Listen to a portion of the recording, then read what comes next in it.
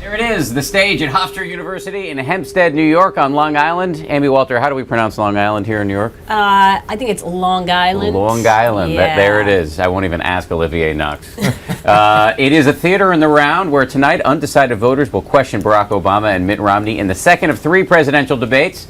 Hello, everybody. I'm Dan Harris, alongside ABC News political director and Long Island resident Amy Walter. I made that up about Long Island. And Yahoo News White House correspondent Olivier Knox. And this is our pregame live stream. The pressure is on the president tonight after a performance in the first debate that has widely been panned as quote-unquote lackluster. I've been struck by how pretty much every write-up has used the word lackluster. We've seen the polls tighten up since then. Mr. Obama has spent 3 days prepping at a fancy resort in Virginia, where reporters caught up with him just a short time ago. Check it out. Mr. President, are you ready for tonight? How are you feeling about tonight? I feel fabulous. Look at this beautiful day. What are you going to say? Gorgeous. I hope you enjoy the weather. Are you aware Michelle voted for you yesterday? Thank goodness. Is Hillary to blame for Benghazi? Yeah, he clearly did not want to talk about the Benghazi. He answered every other question except for that one. We're going to talk about Benghazi in a moment. Meanwhile, we want to tell you what's going on with Mitt Romney. He arrived on Long Island a short while ago after several days of debate prep in his home state of Massachusetts, where they pronounce Long Island in a very different way. The stakes are high for Romney, too. He is currently in possession of the most valuable commodity in all of politics, momentum, and he does not want to lose it. Amy Walter, let me start with you. Can we overstate the stakes for the president tonight, or can we say if he blows it tonight, he's probably going to lose his job? How do we say this correctly? This is political prognosticating. Of course, you can never overemphasize anything, Dan. That's the point, right? No, listen, I think that it is amazing how this discussion has flipped completely since the first debate. We are sitting here saying, boy, the momentum is all on the president's side. What can Mitt Romney do? If he doesn't do well here, this race is over. Now it's up to President Obama to show that he can. I don't know that he can shift the momentum back to where it was in September, but he can stop Mitt Romney's momentum and start to finally get back on his toes as opposed to being back on his heels, which he's been since that debate. But Olivier, how does the president how does he act in a way that is aggressive? That's what his advisors are saying they plan for him to do, to be quote unquote aggressive. How does he do that in front of an audience of regular people, undecided voters, without coming off as rude? Well, that's a really good question. I mean, we've seen a lot of, you mentioned lackluster, everyone's writing about lackluster. Now we're running out of synonyms for feisty, combative, pugnacious, aggressive, determined, going to take it to him. We've heard all these different variations. Obviously, there's an interesting dynamic in a town hall debate because you have to answer the voter's question. And it's much more obvious when you don't answer someone's question in this setting than if you just sort of ignore a media moderator. So he's got to answer the question. And my guess is that he will try to draw some contrast between himself and Mitt Romney as he answers. You know, my plan is this. Here's how I would help you. And the other guy, not so much. Speaking of pugnacious, this is what we call a segue in the business, people. Speaking of pugnacious, Rick Klein, our senior Washington editor, is here. Hi, Rick. As a native Long Islander and a longtime fan of Hofstra basketball, let me say welcome to Long Island to the candidates. Okay. This is actually a big deal for us. It definitely is. How do we pronounce Long Island correctly? I think I just said it, Long Island. That's it?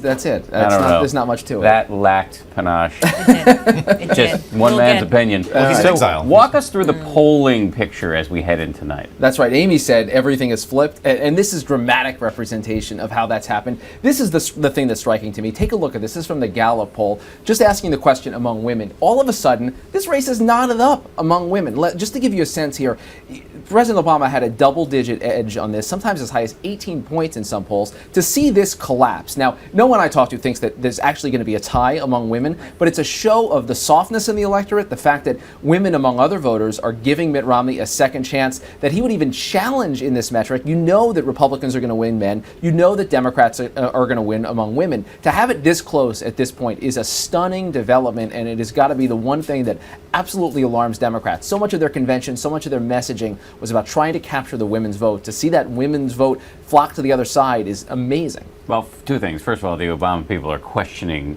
the accuracy of those numbers. Second of all, what do we know about the picture in the battleground states post that first debate? Well, we've seen tightening in just about every state. We've seen across the board. A lot of times earlier on we had Obama's name on top, Romney's name below. Now it seems to have flipped.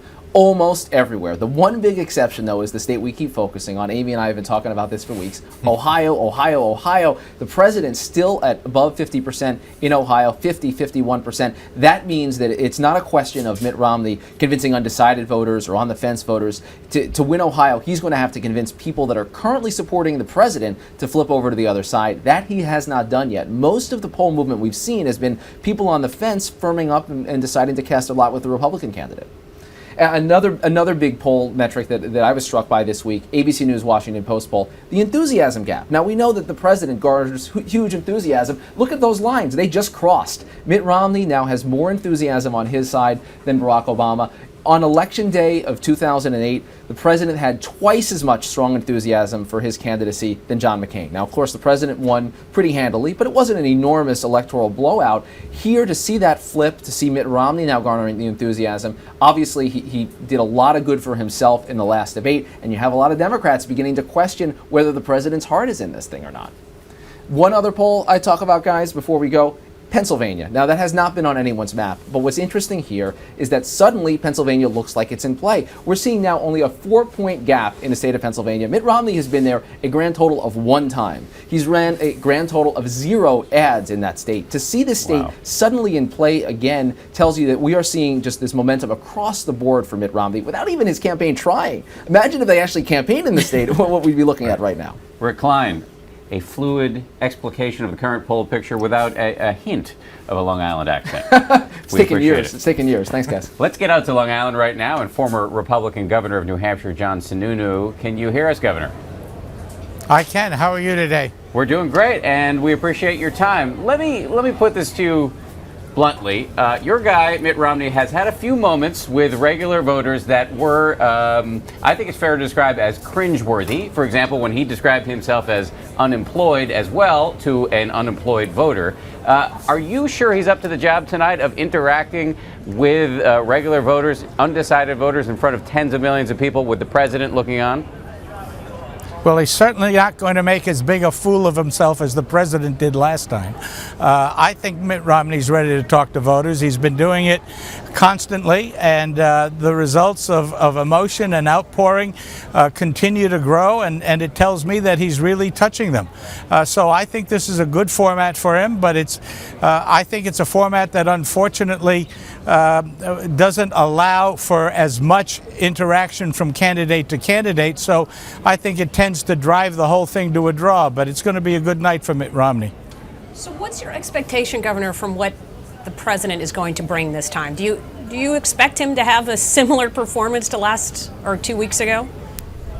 Well, I have to assume that that after the disaster he had 2 weeks ago, where you know his own supporters felt awful about it, but worse than that, you had the world watching, and I think he actually embarrassed America to the rest of the world. So I hope he's done his homework so that at least in terms of the rest of the world watching, it is not as embarrassing a performance as last time. But you expect him to come out much more aggressively against the governor this time? I mean, you said you're worried that they can't engage with each other, but do you expect that the president's going to try to do that? Well, I hope he doesn't look like Joe Biden, who reminded me of an Army training film warning about the hazards of too much caffeine. But I think the president's going to try and be a little more aggressive, but it is not an easy format for that to happen. Governor, let me ask you something from the headlines now. Hillary Clinton has come out and she says that she takes responsibility for the situation in Benghazi. Obviously, there's still an investigation pending, but do Hillary Clinton's comments, does that lay this matter to rest for you? Not at all. I think she's just being a good soldier. And I frankly think it's embarrassing for the president to have the Secretary of State take the fall for him. I think she's doing what she thinks is there to support the president. But this Benghazi issue has now become an issue of character. And I think as we see the dissembling and dishonesty coming out of the campaign and the fact that the State Department emphasized that they knew it was a terrorist attack almost immediately, immediately because they were watching part of it live on some of the TV feedback, and they were firm on the fact that they never thought it was anything but that. I think for the president to go 2 weeks later to the UN and say 6 times, refer it to the video, is just an absolute dishonest act on the part of the president. An issue he did not want to discuss with the press this morning, an issue almost certain to come up tonight. Governor John Sununu, thank you for your time, pulling no punches in that interview there, and alerting us, by the way, to something I was unaware of, that there are Army training videos about the dangers of having too much caffeine, which I'm going to look up on YouTube later. Thank you once again, Governor. Amy, as we wait for our next guest, tell me a little bit about and walk everybody through the format for tonight's debate. How's this going to go? Well, as you've heard, these are undecided voters who happen to live in Nassau County. Now, Nassau County is not the most Republican area or swing area, but they're going to pick those undecided voters from there. This is really a Democratic area right now. Is that a huge advantage for the president? You know, there are actually Republicans who say, we like the fact that we're going to get undecided suburban voters because those are exactly the kind of voters we need to convince. Those are the same sorts of voters. We talked about women, but suburban women in Denver, suburban women in Virginia, suburban women in Columbus, Ohio. So they are actually looking forward to being able to make the case to those kinds of voters. The format is going to be questions from the audience. The moderator, Candy Crowley, gets to see those questions. She chooses those questions. The people in the audience were chosen by the Gallup organization. So those are the 2 metrics by which you get into this debate. And Candy Crowley's role as moderator, there's been some debate about that, how aggressive she can be in following up on those questions. I would expect to see that she will do more than simply have a person read a card and then move on. But that's how it's going to look to the voter on who's watching this on television. Olivia, there's some special, you talked about this a little bit earlier, there's some special challenges and some really interesting moments we've seen in the past when you have these town hall debates. Right, and the president's not shy about holding town halls. He's done about 60 since taking office, including one just last month. Although only one this year. Right, but it's still a format in which his aides think that he's very comfortable. We've seen we have seen some memorable moments in some of these town hall events. As you mentioned, Romney's had a couple of missteps in these kinds of casual interactions, but the president can also make some mistakes. He had a rather good run with John McCain in 2008. And when I talked to some of his aides this morning, they were perfectly happy to see this format tonight. Yeah, and I think they both have an empathy issue, right? Both of these candidates can come across, we saw it in the last debate, as too academic, too focused on the numbers, not being able to make that connection between all these numbers that they're throwing around, 5 trillion this and billions that, to the average person there. So I think that Olivier is quite right. It's going to be both candidates that are trying to win that empathy piece. Let's get it back out to Long Island now, and Robert Gibbs, who's the former White House spokesman and currently a senior campaign advisor for Team Obama. Mr. Gibbs, why all this consternation about the CNN anchor Candy Crowley, who's moderating tonight's debate? Why all this consternation about her asking follow-ups? I mean, heaven forfend that somebody holds the candidates responsible for the things they're saying. Why is this a problem? Can I be honest with you? I have no idea why this is a problem. I'm going to say this, and I'm sure somebody's going to get mad at me. I don't actually think most problems are solved by getting 2 lawyers into a room to write an agreement. I think the president is happy to take questions from any undecided voter that Candy calls on. I think the president's happy to take questions and follow-up questions from Candy tonight. I did Candy Crowley's show on Sunday. I came away perfectly unharmed and unscathed. Again, I don't expect anybody, certainly on our side, has a problem with taking follow-up questions. Robert, let's talk about the situation we have today, which looks very different from the one we had 2 weeks ago at the first debate, where you guys were riding high in the polls now, all polls showing this race very tight, a number showing the president behind. Does he need a game changer in this debate? I mean, is he coming in as the underdog right now? Well, look, I was asked earlier if we're the underdog, and I'm happy to be the underdog every day for the rest of this campaign. That's the way we'll prosecute this campaign every day going forward. Look, I don't actually think we've seen this dramatic sea change in the past 2 weeks. I think we've seen a natural tightening in this race, a tightening that we certainly always expected would happen. I think the president has a couple of missions tonight to go out there and be passionate and energetic in presenting what he wants to do to continue to strengthen this economy over the course of the next 4 years for the American people, remind us where we've been, and talk about the choices in this campaign. I think if the president does that tonight, he's going to be fine, and I think he's got the better case to press in this debate. Robert, can I just follow up for 1 second, though? But the natural tightening question, are you arguing that had this debate gone another way, had it either been a tie or the president had won, we'd still be seeing the polls looking like this? What I'm saying is this was never going to be, if you looked at some of these either state or national polling, this was not an 8 or 10 point race. It never was going to be. When Barack Obama got 360 some electoral votes 4 years ago, he got 53% of the vote. But what I'm also arguing is we have not seen some dramatically huge overarching shift in this campaign. There's not a day in this race, including today or including the last time we were in Denver, that I would rather be part of the Romney campaign and have their political position than be part of our campaign and have our political position. I'm perfectly comfortable with where we are. Robert, could you pull back the curtain a little bit? How does someone prepare for a town hall debate? How is it different from the kind of debate we had last time? Yeah, I mean, look, I think it's a fascinating and interesting format. I think it will suit the president well. Obviously, the first and foremost, you have got to make a connection with the voter, because you're hearing not an esoteric policy issue as you might from a moderator. You're hearing this in the voice through the cares and concerns of somebody that's living that experience right now in this country.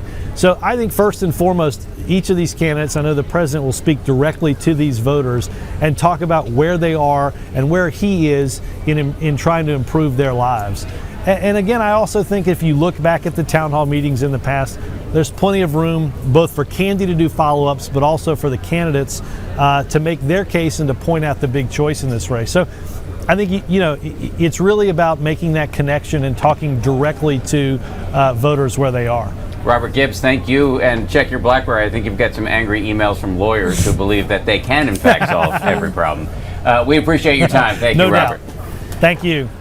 So, do you expect to hear the words tonight, 47%, the words that we did not hear, much to the consternation of Democrats everywhere, from the president in the last debate? I expect to hear it both sides. Expect it's going to be part of the dialogue, whether it comes from the candidate or whether it comes from a voter. In fact, you could argue that the Romney campaign actually wants that question because they know that they need to answer it. It is still floating out there. They were prepared to answer it at the first debate, didn't come up.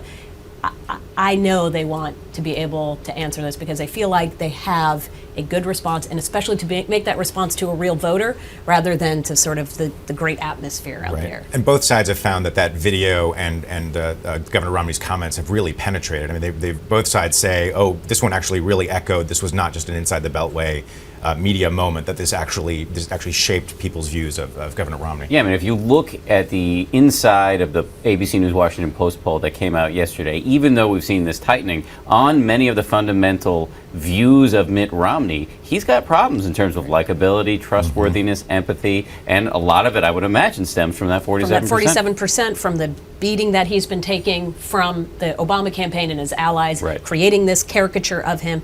And the other issue is competence. And still, if you look inside the numbers in our ABC News Washington Post poll, that the president not seen as particularly strong on handling the economy, but Mitt Romney not seen as any better. He needs to move those numbers if he's going to overtake the president. He's got to be seen as better able to handle the economy than the current incumbent. So, Olivier, despite all the tightening in the polls, and it's quite dramatic, does Mr. Obama still actually hold somewhat of an advantage given Ohio? Sure, absolutely. I mean, it's the Romney folks will happily tell you that it's no Republican has won the White House in the modern era without carrying Ohio. The Obama folks aren't saying the word firewall yet because that would imply that they're really beating a retreat everywhere else. But they're saying, well, look, so Ohio, maybe we can make it hard for him in Florida and a couple of these other states, in Virginia. But obviously, Ohio is a huge prize, and they're pretty confident that Romney's path to the White House narrows almost to an impossible extent. Another point that was made by Gary Langer, our polling expert in the poll that came out yesterday, was that if nobody breaks 50%, that it's really going to come down to the ground game. What do we know about who has a superior ground game right now? Well, I'm sure Olivia gets as many emails about this as I do, and everybody has a spin on it. We have the best ground game since they invented ground games. Do they actually say it in that tone? They do. It is exactly It's that absolutely way. Wait till you hear my other voices I have You wouldn't coming do in. a Long Island voice, but you will do that voice. No, Interesting. but I will. You never know. We're testing the limits of Amy Wells. Look, we're going to get, from some of these states, we're going to get an early tally of what these voters are, but in terms of who's voted early.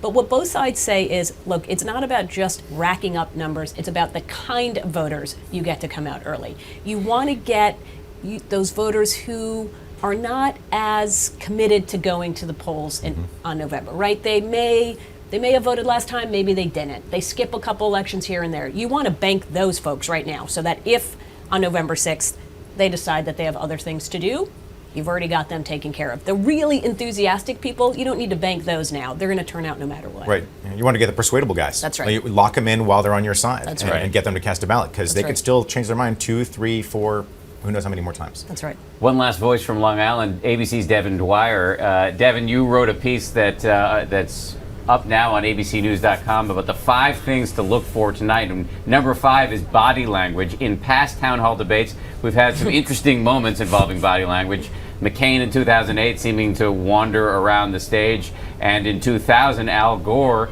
getting, as George W. Bush said it, up in his opponent's chili in the middle of the event, sort of walking right up to him. Do you expect anything like that tonight?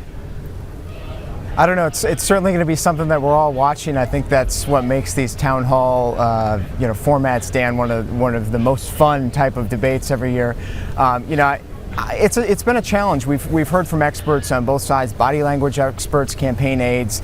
President Obama is very comfortable physically in this setting. They sit on high chairs with little coffee tables next to them. They can get up, roam around the stage. Mitt Romney's a little bit less comfortable on that in that type of setting, so it'll be interesting to see how he handles himself. He showed such poise and such discipline in the last debate, looking at the president straight face the whole time, and as you guys have been talking about, President Obama took a little bit of heat for his smirking, for looking down, for being a little bit lazy, if you will, with his presidential poise. So we'll definitely be watching that tonight. Devin, it seems in terms of body language that the president, even before this debate has started, has changed his body language. Back before the first debate, he was complaining about how he was trapped inside and they were making him do his homework. Now he's standing outside talking about how excited he is to get to this debate, how happy he is to be working hard. Is there a real change that you're sensing both from the campaign and the candidate? They're certainly trying to loosen him up a little bit, put a smile on his face. Today, just a few minutes ago, he emerged from his hotel room in Virginia, said he feels fabulous. He's excited. It's a beautiful day. A little bit of a photo op to kick off his day before squeezing in a last debate prep session, and he's in the air right now. So I think we're definitely seeing that with the president's team, and I think the challenge for him is going to be not to overcompensate for his performance last time, and not to be too aggressive in this type of a format, too energetic, too out of place, if you will, for a setting that really where the focus is on the questioners. Right. There's always that temptation to fight the last war. Devin Dwyer, thank you very much. We appreciate it. As we've said, Thanks, tonight's guys. Good to debate see you. is all about real people asking real questions. And ABC's Dan Kleffler found some real people, all of them, I believe, under the age of 9, and found out what they would want to ask. They can't even drive. In fact, they sometimes have trouble just staying in the lines. But these young Americans will someday have a say in who's the next president. I need good health care. How are you going to take care of a country? Don't put the youth vote at the kids' table. In 2008, 18% of the electorate was made up of 18 to 29-year-olds. So, we wanted to know what these voters in training would ask the candidates. What would you ask Mitt Romney if he was sitting here? Would you leave the same rules or just add new ones? You mean what? Like rules like what? Like don't say bad words or something like that. Okay. What was said at that time was not appropriate. What would you ask the president if he was sitting here? Is it really important for you to be the president? To be the president again? I haven't gotten everything done that I wanted to get done. And what would you ask Mitt Romney? What would you do to cut taxes? My tax plan is to encourage investment in growth in America, more jobs. That means more people paying taxes. I'll ask Barack Obama, would you want to be president to take care of the whole entire world? I'm just supposed to be eye candy here for you guys. These pint-sized proponents of democracy know the issues. So keep an eye out for these faces. Their future home could be the White House. Dan Kleffler, ABC News. They're really cute. I love the idea that one of them's worried about taxes. Yes. Never too early He to is worry about very, taxes. very worried about that. We will be back at 8 o'clock with an hour-long pregame show before tonight's debate at 9 Eastern, and then after the debate at 10:30 Eastern, we've got another hour of post-game analysis. Thank you for joining us. We'll see you tonight.